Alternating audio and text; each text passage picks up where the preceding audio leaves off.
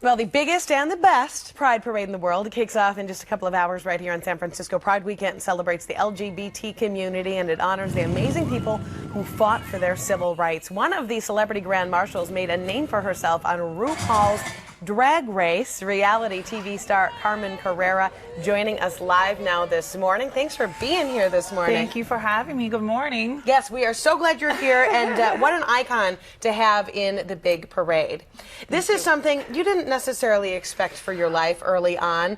You were born a boy, and tell us how this transition has come for you. Well, I mean, for me, it was just, I kind of always knew in the back of my mind. I didn't have all the information at the time. So it took me a while to live my life and, realize what areas of my life I wasn't happy with, and I guess once I had the support, like from all my fans, my family, and I came into that mature mind frame, I realized that this is what I wanted to do, and I took the steps I needed to take. At what age did you realize you were going to live as a woman? God, I mean, I remember in kindergarten, I used to pray to God in the shower. Like, I want to wake up tomorrow as a girl, please. I want to be a girl tomorrow, But I just, I pushed through, and I went through high school, and, I tried to hide the fact that I was different. I wasn't sure what it was, gay or whatever it was.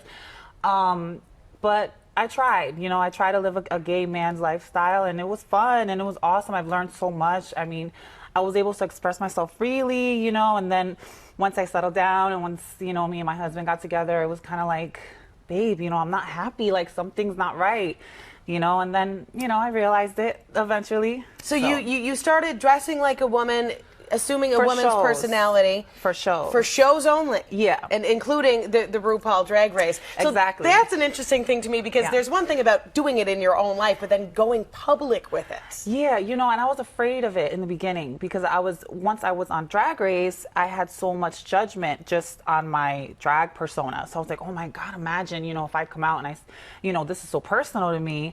The drag character I created was just a character. That's for fun. That's the showtime, that's the makeup, that's the hair, and but this is me, this is my life, this is my family, so I was like, I don't know if I want to put that out there. But you did. I did because I felt that people were uneducated about it. There wasn't enough good positive examples. So I was like, you know what, people know me, I have a great fan base, and I think that they'll understand. So then you started to go ahead with the actual transformation. Yes. We're talking drugs, we're talking surgeries? Surgeries, I just got my breast done, but I waited a good year and a half on hormone replacement therapy, and I grew like a B cup on my own. And I just did little things here and there. I did my nose, little things that I was unhappy with, but that's it for now. I'm not sure.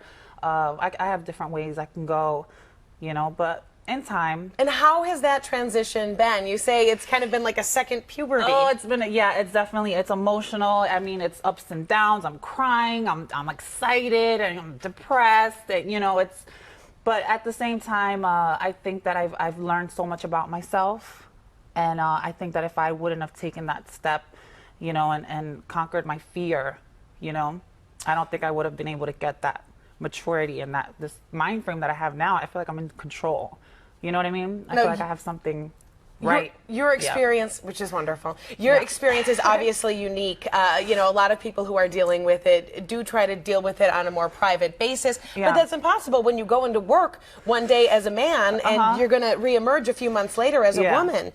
You've obviously become an icon for a lot of these folks dealing with these challenges. What would you like to tell them? What would you like them to know? I mean, just for me, I've always just done what my heart told me to do. If it took a little bit of time, that's okay, but I always needed some time to just sit back and say, this is going to make me happy, this is the solution to the problem, and this is what I need to do to make it happen. And I guess people just need to take control and not let anything else get in their way. Okay, good advice. Carmen Carrera, Grand Marshal of this year's SF Pride.